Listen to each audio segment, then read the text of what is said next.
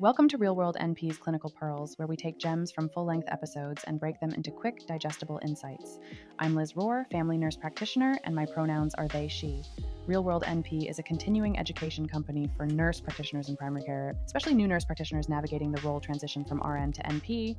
Whether you're on your commute between patients or prepping for an exam, these bite-sized takeaways can help you build confidence in your practice. Let's dive in.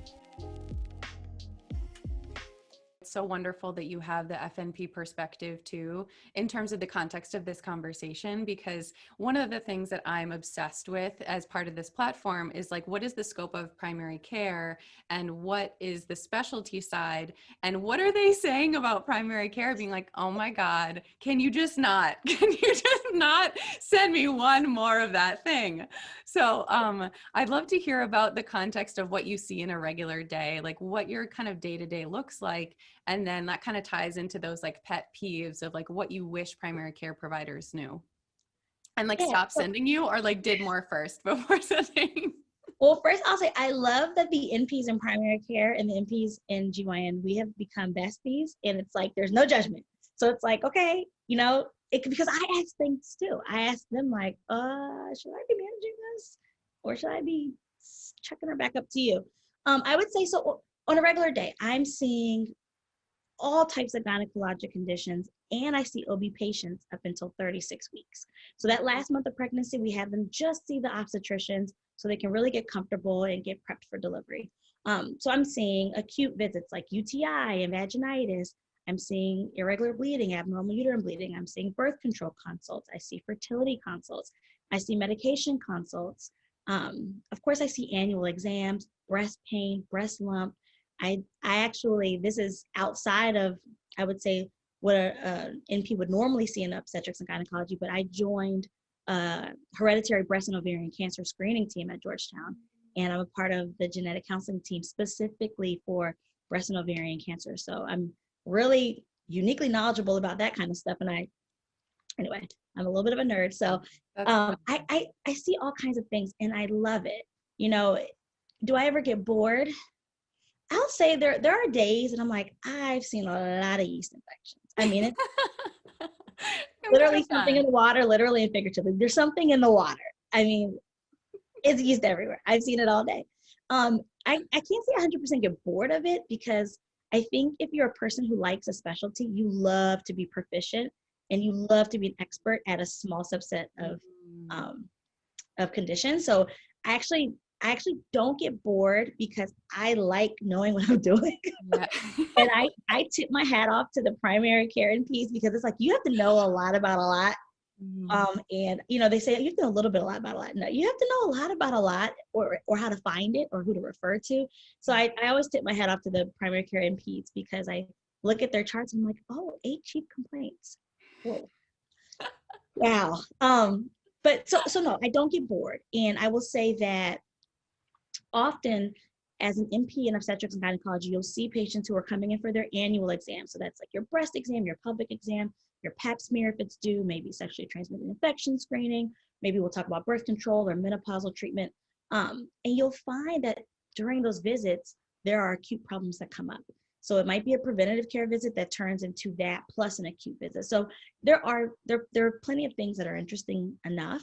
And I think if you love the specialty itself, you won't really get bored. And if you ever get bored, and this is for any new nurse practitioner within the first 5 years of practicing, if you ever get bored, learn a new skill. I know it sounds corny and nerdy. Go to a conference, learn how to insert IUDs, or Nexplanon, which is that subdermal implant that goes in your arm, or talk to your boss about colposcopies. Look at the scope of practice in your state, see if that's something you can do. Vulvar biopsies, suturing. I mean, learn a new skill, and it really does get things. It spices it up. Me doing the genetic counseling now, it allows for me to do more telehealth, which means I get to be home, which I love. Don't tell anyone. Okay, everyone's gonna know soon. This is going on the internet, so it'll just be everyone who knows, but hopefully no one is supposed to know or not supposed to know. But I'll say learn a new skill. If you get bored, learn a new skill, learn a new challenge, try something new, because as nurse practitioners, there's just so much we can do.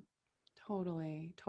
So what do I wish primary care providers knew? I know that's what you asked me. Yes, I want to know. You're like, oh my God, you're super nice. So I don't feel like you would be mad about anything, but like, do you hear that from your colleagues, or like, I think that like sometimes, like, I know for me personally, like with fertility workups, I never really know where the line is for primary care. And I'm like you, like I'm a professional nerd, and I try to push the scope as much as I can, but at the same time, like, I don't want them to get mad at me. So I'm like, I don't want to do the wrong thing. So I'm going to do step 1. I think you need like an HSG. I don't know if you call it that, but hysterosalpingogram for like part of your workup, but You like, said I'm not going to perfectly. order that. Okay, good. It's really impressive. Women's health imposter. I like try really hard. But yeah, like, I'm not going to order those tests, but I might do some labs. But anyway, if there's like things that you wish people would do, or you're like really pleased when they do those things, that would be super helpful. Yeah, I would say, so let's use, well, first I'm going to start with your example with the fertility workup.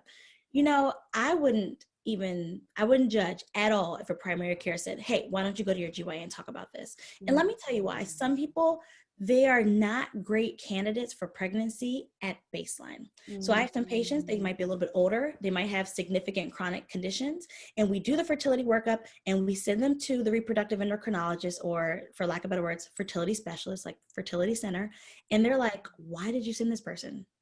She's uncontrolled. She's a brittle diabetic, or, she has uncontrolled diabetes. That's what I should say. She has uncontrolled diabetes. Her blood pressure is high. Her BMI is 45. We're not going to treat her, and she's going to get a big fat bill. So, I do like them sending them to us because we kind of pre-screen for the fertility centers. Enjoyed this clinical pearl? There's even more valuable insight in the full episode.